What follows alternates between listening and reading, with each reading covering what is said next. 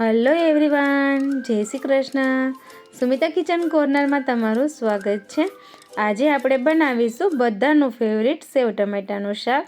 તો સેવ ટમેટાનું શાક નાનાથી લઈને મોટા બધાને ખૂબ જ ભાવે છે અને ઘરમાં કોઈ શાકભાજી ન હોય તો પણ આપણે સેવ ટમેટાનું શાક બનાવીએ છીએ. તો સેવ ટમેટાનું શાક તો બધાની ઘરે બનતું જ હોય છે, પણ આજે હું તમારી સાથે મારી રેસીપી શેર કરીશ. જો રેસીપી સારી લાગે તો વિડીયોને લાઇક કરજો, શેર કરજો અને ચેનલને સબસ્ક્રાઈબ કરજો. તો સેવ ટમેટાનું શાક બનાવવા માટે આપણે મીડિયમ સેવ લીધી છે. તો આપણે બહુ જાડી પણ નહીં અને બહુ ઝીણી પણ નહીં, તો આપણે મીડિયમ સેવ લીધી છે. 2 ટમેટાને આપણે કટ કરશું અને 1 ટમેટાની પ્યુરી બનાવશું. સાથે સાથે આદુ, મરચાં અને લસણ લીધું છે, તેને આપણે મોટા પેસલમાં વાટી લેશું.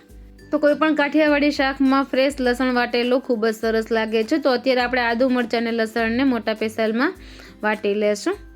તો આ રીતે આપણે આદુ, મરચાં અને લસણને વાટી લીધું છે. સાથે સાથે આપણે 2 ટમેટાને કટ કરી લેશું અને 1 ટમેટાની આપણે પ્યુરી બનાવી લેશું. તો ટમેટાને આપણે એકદમ ફાઇન ચોપ નથી કરવાનું, તેને આપણે મોટા મોટા ટુકડામાં કટ કરવાનું છે. તો આ રીતે આપણે ટમેટાને કટ કરી લીધું છે. હવે 1 ટમેટું છે તેનું આપણે પ્યુરી બનાવી લેશું. તમે તેને ગ્રેટરની મદદથી ખમણી પણ શકો છો. તો આ રીતે આપણે ટમેટાની પ્યુરી રેડી કરી લીધી છે. હવે આપણે શાકનો વઘાર કરીશું. તો વઘાર કરવા માટે આપણે પેનમાં 2 થી 3 ટેબલસ્પૂન તેલ એડ કરશું. તો કાઠિયાવાડી શાકમાં તેલ થોડું આગળ પડતું હોય છે.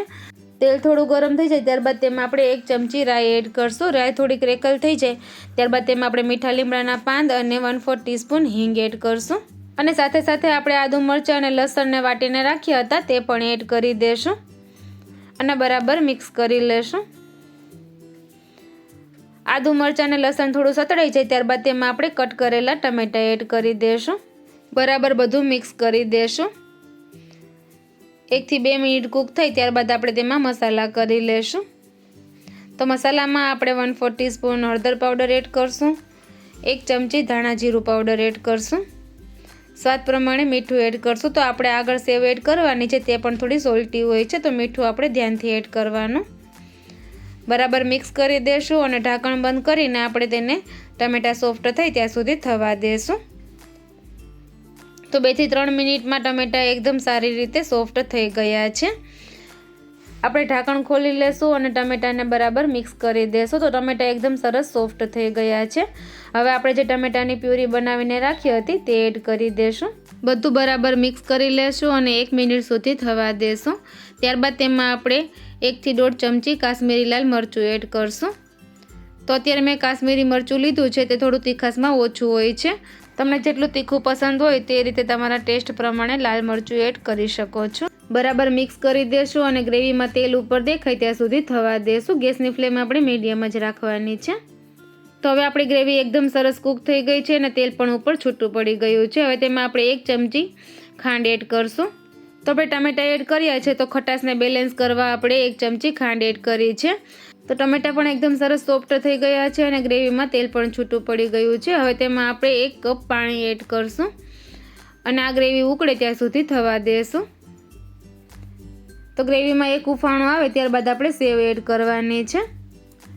તો શાકનો વઘાર એકદમ સરસ ઉકળી ગયો છે. હવે આ વઘારમાં સમાય તેટલી આપણે સેવ એડ કરશું. તો ગેસની ફ્લેમ આપણે સ્લો કરી લેવાની છે અને સેવ એડ કરવાની છે. તો વઘારમાં આપણે સેવ માપે જ એડ કરવાની છે, તે થોડો વઘાર એબ્ઝોર્બ કરી લેશે. તો અત્યારે આપણે થોડી રસતું રહે તે રીતે સેવ એડ કરવાની છે. તો થોડું લટપટું રહે તે જ રીતે આપણે સેવ એડ કરી છે. આપણે જ્યારે તેને સર્વ કરશું ત્યારે તે વઘાર એબ્ઝોર્બ કરી લેશે અને એકદમ સરસ લચકેદાર શાક તૈયાર થઈ જશે. તો હવે આપણું સેવ ટમેટાનું શાક બનીને તૈયાર છે. ગેસની ફ્લેમ બંધ કરી દેશું અને છેલ્લે લીલા ધાણા એડ કરશું.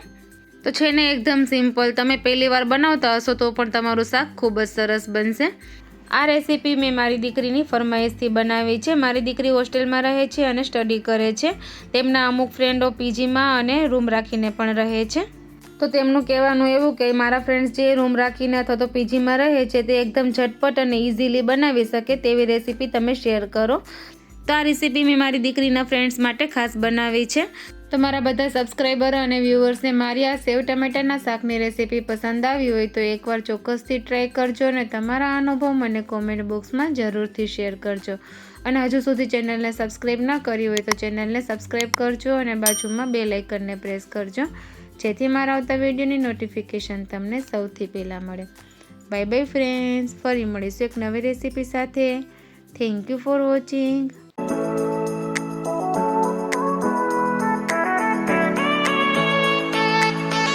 તો ફ્રેન્ડ્સ, તમને મારી રેસીપી પસંદ આવતી હોય તો ચેનલને લાઇક કરજો, શેર કરજો અને સબસ્ક્રાઈબ કરજો અને બાજુમાં બેલ આઇકનને પ્રેસ કરજો જેથી મારા આવતા વિડીયોની નોટિફિકેશન તમને સૌથી પહેલાં મળે.